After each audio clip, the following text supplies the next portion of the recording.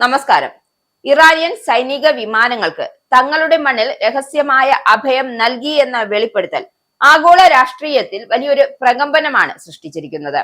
Donald ട്രംപിന്റെ നേതൃത്വത്തിലുള്ള American ഭരണകൂടത്തെ ഒരു വശത്ത് തൃപ്തിപ്പെടുത്തുകയും മറുവശത്ത് ഇറാന്റെ സൈനിക കരുത്തിന് സംരക്ഷണം നൽകുകയും ചെയ്യുന്ന പാകിസ്ഥാന്റെ ഈ നയതന്ത്ര വഞ്ചന സങ്കീർണമായ ഒരു പ്രതിസന്ധിയാണ് തുറന്നുകാട്ടുന്നത്. അമേരിക്ക ഇറാൻ വെടിനിർത്തൽ പ്രഖ്യാപിച്ചതിന് തൊട്ടു പിന്നാലെ ഇറാനിയൻ വ്യോമസേനയുടെ RC-130 എന്ന അത്യാധുനിക രഹസ്യാന്വേഷണ വിമാനം റാവൽപിണ്ടിയിലെ നൂർഖാൻ എയർബേസിൽ എത്തിയതായി റിപ്പോർട്ടുകൾ വ്യക്തമാക്കുന്നു. അമേരിക്കൻ മിസൈലുകൾക്ക് ലക്ഷ്യം വെക്കാൻ കഴിയാത്ത വിധം സുരക്ഷിതമായ ഒരു ഹാങ്കറിലായിരുന്നു ഈ വിമാനം ഒളിപ്പിച്ചിരുന്നത്. ഈ നീക്കം കേവലം ഒരു അയൽ രാജ്യത്തിന് നൽകുന്ന സഹായമല്ല, മറിച്ച് ദശകങ്ങളായി പാകിസ്ഥാൻ തുടരുന്ന ഡബിൾ ഗെയിം നയത്തിന്റെ തുടർച്ചയാണ്.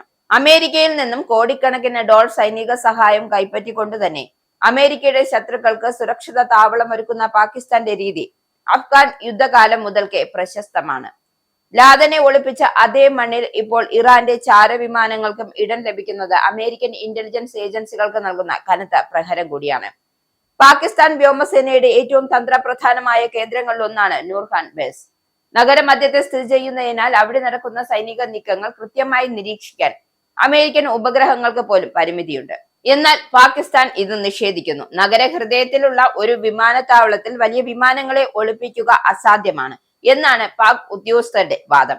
എങ്കിലും ഇറാന്റെ മഹാൻ എയർ വിമാനങ്ങൾ അഫ്ഗാനിസ്ഥാനിലെ ഹെയാത്തിലും ഇറാന്റെ മഹാൻ എയർ വിമാനങ്ങൾ അഫ്ഗാനിസ്ഥാനിലെ ഹെഗത്തിലും മറ്റും പ്രത്യക്ഷപ്പെട്ടത് ഈ ആരോപണങ്ങൾക്ക് ബലം നൽകുകയാണ്. പശ്ചിമേഷ്യയിൽ അമേരിക്കയും ഇറാനും തമ്മിൽ ഒരു യുദ്ധം സംഭവിച്ചാൽ ഇറാന്റെ വ്യോമസേനയെ പൂർണ്ണമായും തകർക്കാൻ അമേരിക്കയ്ക്ക് പദ്ധതി ഉണ്ടായിരുന്നു. ഈ ഘട്ടത്തിലാണ് പാകിസ്ഥാൻ തന്റെ അയൽ രാജ്യത്തിന് രഹസ്യ സഹായവുമായി രംഗത്തെത്തിയത്. സ്വന്തം രാജ്യത്തെ സാമ്പത്തിക തകർച്ചയിൽ നിന്നും രക്ഷിക്കാൻ അമേരിക്കയുടെ കയ്യിൽ നിന്നും പണം വാങ്ങുകയും അതേസമയം അമേരിക്ക ലക്ഷ്യം വെക്കുന്ന ഇറാന്റെ സൈനിക ആസ്തികൾക്ക് ഒളിത്താവളം ഒരുക്കുകയും ചെയ്യുന്നത് തികഞ്ഞ രാഷ്ട്രീയ വഞ്ചനയാണ്. ട്രംപിനെ സംബന്ധിച്ചിടത്തോളം പാകിസ്ഥാൻ എപ്പോഴും ഒരു കീറാമുട്ടിയാണ്. പാകിസ്ഥാനെ തന്നെ 2 തവണ തിരഞ്ഞെടുക്കപ്പെട്ട ട്രംപിനെ വഞ്ചിക്കുകയാണോ എന്ന ചോദ്യമാണ് ഇപ്പോൾ രാഷ്ട്രീയ നിരീക്ഷകർ ഉയർത്തുന്നത്. ഒരു വശത്ത് പാകിസ്ഥാൻ പ്രധാനമന്ത്രി ട്രംപിനെ ശ്രദ്ധയോടെ കേൾക്കുന്നു, മറുവശത്താകട്ടെ ട്രംപിന്റെ ശത്രുവായ ഇറാന് സൈനിക സഹായം നൽകുന്നു.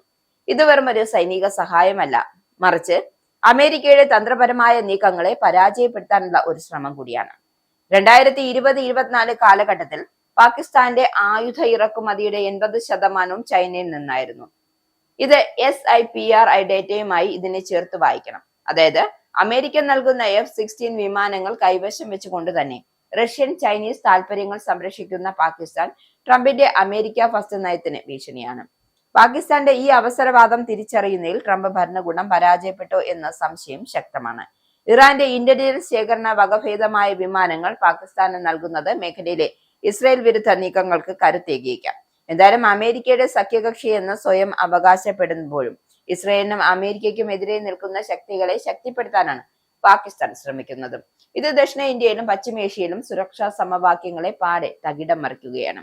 റിപ്പോർട്ടുകൾ അനുസരിച്ച് ഇറാനിയൻ വിമാനങ്ങൾ പാകിസ്ഥാനിൽ മാത്രമല്ല അഫ്ഗാനിസ്ഥാനിലേക്ക് മാറ്റപ്പെടുന്നുണ്ട്. താലിബാൻ വക്താവ് സബീഹുള്ള മുജാഹിദ്ദീൻ ഇത് നിഷേധിക്കുന്നുണ്ട് എങ്കിലും മഹാൻ എയറിന്റെ സിവിലിയൻ വിമാനങ്ങൾ ഹെറാത്തിലെ എത്തിയതായും സ്ഥിരീകരിക്കുന്നുണ്ട്.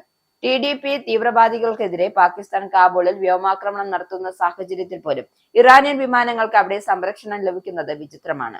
ഇത് സൂചിപ്പിക്കുന്നത് ഇസ്ലാമിക രാജ്യങ്ങൾക്കിടയിൽ അമേരിക്കയ്ക്ക് വിരുദ്ധമായ ഒരു രഹസ്യധാരണ നിലനിൽക്കുന്നു എന്നതാണ്. അതായത് പാകിസ്ഥാൻ ഈ നീക്കങ്ങളുടെ കേന്ദ്രബിന്ദുവായി മാറുന്നു എന്നത് ലോകസമാധാനത്തിന് വലിയൊരു വെല്ലുവിളിയാണ്. അമേരിക്ക ഇറാൻ സംഘർഷത്തിൽ പാകിസ്ഥാൻ വഹിക്കുന്ന പങ്ക് മധ്യസ്ഥതയല്ല, മറിച്ച് അവസരവാദപരമായ ഒരു രാഷ്ട്രീയ നീക്കമാണ് എന്നാണ് തെളിയുന്നത്. ഇറാനെ അമേരിക്കൻ ആക്രമണങ്ങളിൽ നിന്നും രക്ഷിക്കാൻ പാകിസ്ഥാൻ കാണിക്കുന്ന ഈ ശുഷ്കാന്തി വരും വർഷങ്ങളിൽ പാക് അമേരിക്കൻ ബന്ധത്തെ പൂർണ്ണമായും തകർക്കാൻ സാധ്യതയുണ്ട്. ആഗോള വിപണിയിൽ നിന്നും അന്താരാഷ്ട്ര ഏജൻസികളിൽ നിന്നും സാമ്പത്തിക സഹായം തേടുന്ന പാകിസ്ഥാൻ ട്രംപ് ഭരണകൂടത്തിന്റെ കടുത്ത നടപടികൾ നേരിടേണ്ടി വരുമെന്നത് നിശ്ചയമാണ്.